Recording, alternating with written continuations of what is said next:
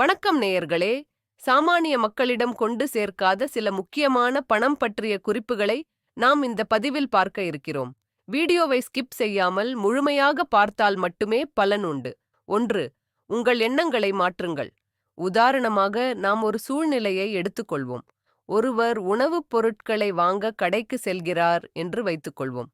அவர் மனதில் குழப்பம்.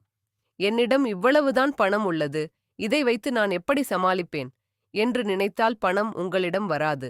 உங்கள் மனதளவில் நீங்கள் உங்களை செல்வந்தராக நினைக்க வேண்டும்.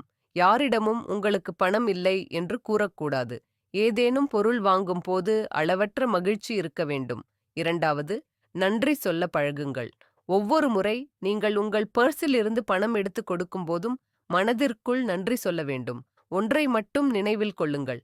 உங்களிடம் பணம் இருப்பதால் தான் செலவு செய்ய முடிகிறது. அதற்கு நீங்கள் நிச்சயம் நன்றி சொல்ல வேண்டும்.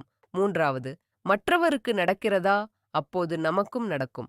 இதன் பொருள் நாம் அனைவரும் ஒரே ஆற்றலால் உருவாக்கப்பட்டவர்கள் என்பதை அறிவியல் கூறுகிறது. அதனால் ஒருவர் மகிழ்ச்சியோடு செல்வ செழிப்புடன் இருப்பதைக் கண்டால் நாமும் மகிழ்ச்சியோடு இருக்க வேண்டும். அப்போது அது நமக்கும் நடக்கும். இதுதான் பிரபஞ்ச விதி.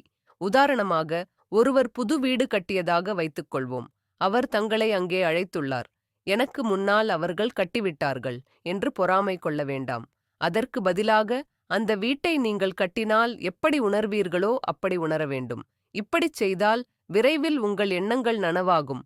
பிரபஞ்ச விதிகளை பின்பற்றி நாமும் நம் வாழ்வில் எண்ணற்ற உயர்வுக்கு செல்வோம். நன்றி. ரொம்ப நன்றி. சப்ஸ்கிரைப் பண்ணுங்கள், ஃப்ரெண்ட்ஸுக்கு கொடுங்க. ஞாயிற்றுக்கிழமை வரக்கூடிய அந்த லைவுக்கு வாங்க.